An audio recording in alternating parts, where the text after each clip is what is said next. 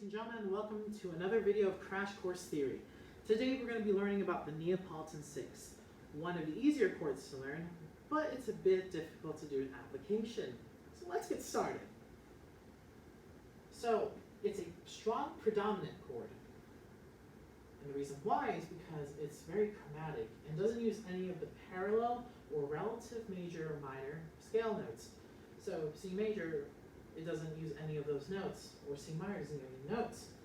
And instead, it uses the Phrygian scale. So, for example, if we were at C major, A flat would be the main scale that we use since it's 6 apart, and we would do it in C Phrygian mode.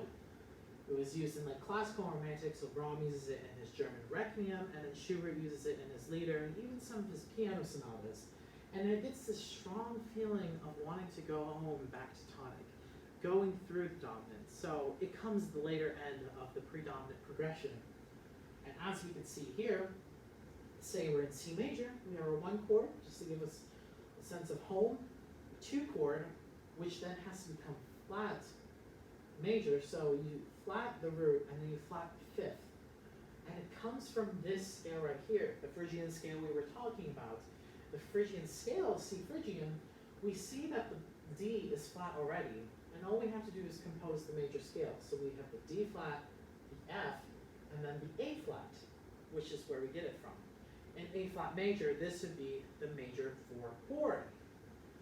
And all we have to do is just invert it to this 6 right here. So flat 2 6, and it just becomes a Neapolitan 6. And we will primarily see this most of the time. The regular Neapolitan is very rare and accounts for less than 2% of what we see in music.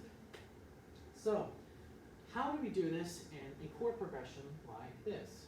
So, I made this progression from tonic, predominant, dominant, and then tonic. And how we can see this is how it's relatively very close to what a 2/2 diminished 7 chord is. This is why we didn't see it too much back in the common era, so like Baroque music, like Bach, or like Mozart, because usually people would use this 2/2 diminished 7. You can see how close it is to the Neapolitan 6. It's just a half step away with that D flat right there. Everything else is pretty much the same, except for this jump leap right here to the F, and then this note right here. And you can see that I doubled the F here. You always want to double the 3rd. It helps with smooth progression and leads it correctly in the right way, and doesn't create parallels compared if you had 2 A flats or 2 D flats. So no parallels, which is a good thing. Parallel octaves and parallel fifths. And you can see what's happening right here. This is commonly what happens in a Neapolitan chord progression. It's C, it goes from Do, Ra, Ti, Do, or our 1, flat 2, 7, and then 1. It does this little tiny progression that's very chromatically close together. It really wants to go home. And that's why it has this strong sensation I was talking about of going home, and it's because of the chromaticism. So, that is involved today's lessons of the Neapolitan 6.